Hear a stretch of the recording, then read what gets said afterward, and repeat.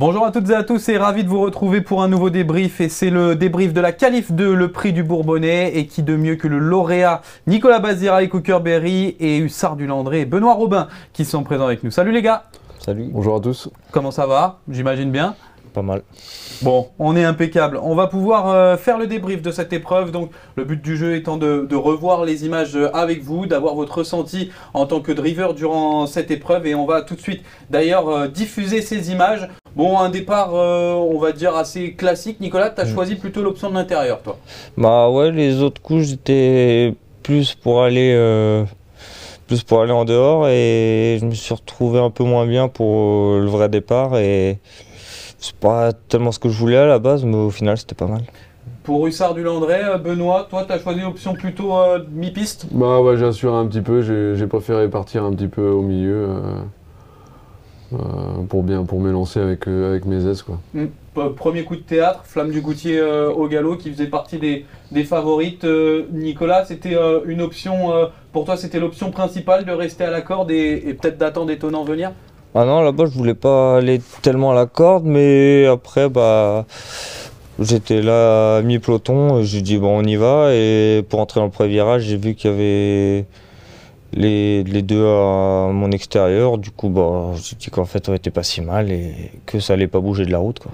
Pour toi, Benoît, là on arrive dans la sortie du premier tournant. Quelles sont tes impressions à ce moment-là? Bah là, je suis inquiet parce que j'ai un regret de pas avoir, je sais pas, tu m'aurais rencontré peut-être? Un peu. Ouais, donc bon bah j'ai plus de regrets. Mais non, parce que là je vois bien que la course comment elle va se faire, hein. Étonnant devant, le wagon de la corde, 3 chevaux qui ont des chances. Cookerberry, Étonnant, Vivid Vada, je suis dans le dos à Galatéji, qui est un bon cheval mais qui va chercher un dos ou qui va pas chercher à avancer, quoi.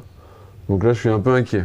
Et puis là c'est parti avec Étonnant devant qui fait un petit peu de rythme. Pour toi Nico, là l'objectif est de ne peut-être pas laisser passer Galatéji et bien garder sa ligne. Ah ouais, faut pas qu'il passe devant moi parce que j'ai deux bons dos avant le coup, donc non, ma place a été bonne.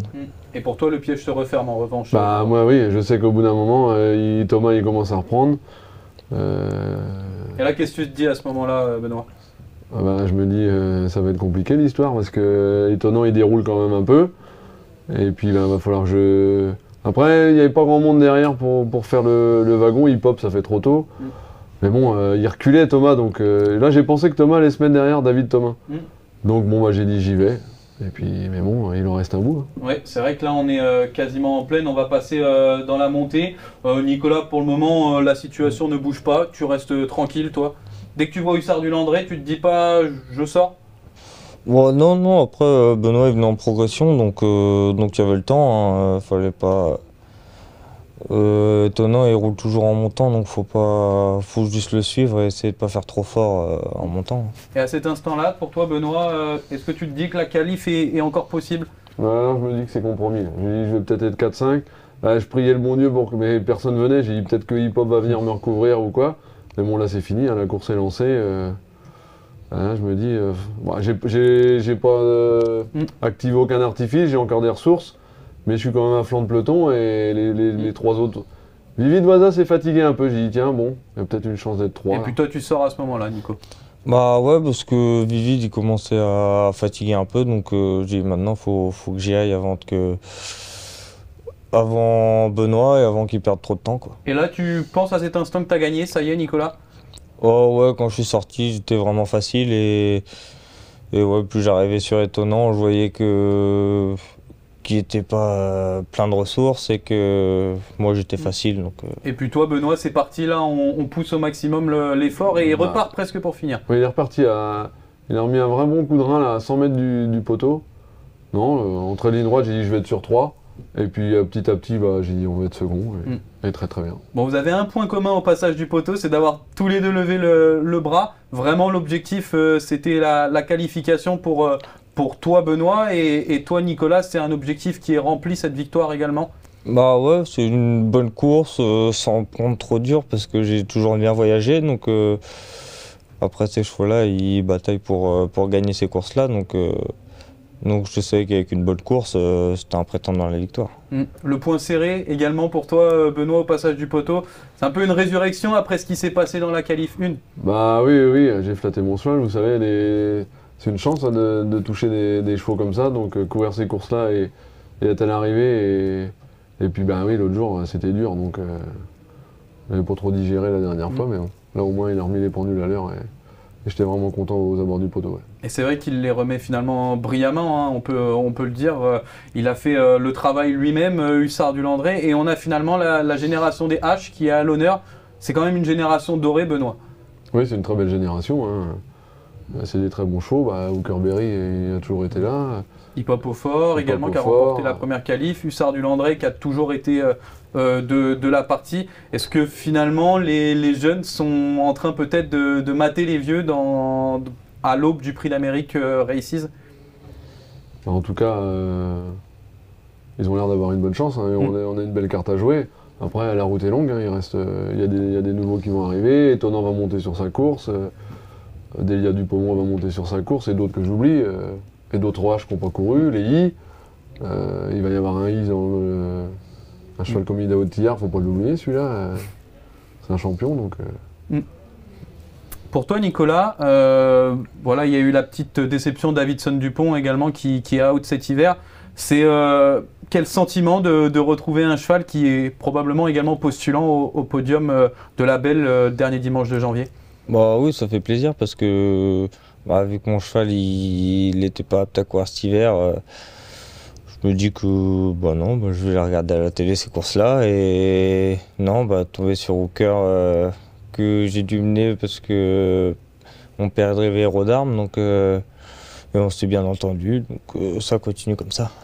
Et il y a aussi également un sentiment de revanche par rapport à la première qualif où ça s'était peut-être un petit peu moins bien passé pour toi? Ouais, j'étais mal parti, j'étais pas très bien parti, j'étais dans la corde, mais derrière un peu moins bon dos, quoi, donc c'était de ma faute si j'étais que 6e, mais il courait super bien et il prenait pas dur, donc c'était ça le principal. Alors c'est un cheval qui est finalement très pratique, hein, Nicolas. Il fait très rarement des fautes, hormis dans le critérium où il était au galop. Est-ce que c'est pas le profil idéal pour au moins briguer l'une des places lors de la Belle le dernier dimanche de janvier? Bah oui, parce qu'il suit tous les trains et il finit à chaque fois, il est jamais décevant. Et il est très brave, donc c'est de très bons points. La panoplie est peut-être plus grande, en tout cas pour Hussard du Landré, qui est capable de faire des longs efforts, comme il l'a montré ici Benoît. À quel degré de forme tu le juges? Est-ce que tu le trouves au summum ou est-ce que tu peux encore l'avoir mieux que ça? Ça, je peux pas trop dire. Le cheval est au top. C'est vrai que ça fait peut-être un peu tôt, mais bon, c'est comme ça, on n'a pas le choix avec ce système de qualification. Et puis c'est des belles allocations, donc on peut pas non plus... Non, je pense qu'il peut encore monter là-dessus, mais par contre, il ne faudra pas avoir un parcours comme ça dans le Prix d'Amérique, parce que dans le Prix d'Amérique, il faudra viser juste, quoi. Hein. C'est plus la même course. Et qu'est-ce que ça représente pour toi d'avoir un partant? Bon, on touche du bois évidemment pour qu'il ne lui arrive rien, mais d'avoir un partant pour la Belle? C'est des rêves de gamin, hein. Là c'est une grande fierté. Je suis heureux. Hein. Après, voilà, on touche du bois pour qu'il arrive rien jusque-là et que le cheval reste au top, quoi. Mais c'est une grande satisfaction. Bon, Nico, on va pas laisser son titre comme ça l'année prochaine. Non, mais après c'est l'entraîneur qui va décider s'il le drive ou pas, mais non, moi je le défendrai avec grand plaisir.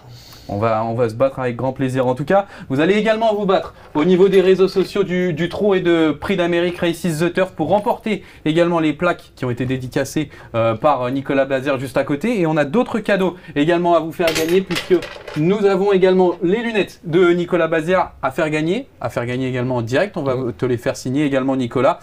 Je te donne le crayon. Tu sais faire les bonnes signatures en général, t'es plutôt bon là-dessus? Ouais, vite fait. Hein. Ça va aller. Donc ces lunettes qui seront à gagner évidemment sur nos réseaux sociaux. Je te laisse les montrer à la caméra juste en face de toi, Nicolas. Ces lunettes qui seront à gagner sur les réseaux sociaux du Trot et de Prix d'Amérique Races The Turf lundi soir du coup. Donc rendez-vous sur toutes nos plateformes, sur tous nos canaux, notamment sur Instagram et sur Twitter. Et puis je vous souhaite le meilleur, hein, les gars, quand même. Le programme est-il déjà établi un petit peu dans ta tête, Benoît, ou pas encore? Non, pas encore. On va voir. Soit le ténor, soit le le 1er janvier, le 3e B. On va voir. Pour le moment, on verra en fonction de la récupération du cheval et pour Hooker. Est-ce que Jean-Michel a une petite réflexion déjà, entre guillemets? Bon, non, c'est à peu près pareil. Soit il va courir le ténor, soit il va aller sur l'autre B. Je ne sais pas trop encore. On va viser pour la suite. En tout cas, bravo les garçons pour cette qualification. Profitez bien également à quelques jours de Noël. C'est quand même assez plaisant d'être qualifié. Puis on se retrouve peut-être. Si on se retrouve dans ces locaux, c'est que normalement, c'est bon signe. Exactement. J'espère le meilleur pour vous. C'est la fin de ce débrief du coup. Félicitations encore messieurs et on se retrouve évidemment pour les autres qualificatifs qui vont arriver le 24 décembre prochain. À très bientôt. Bye bye.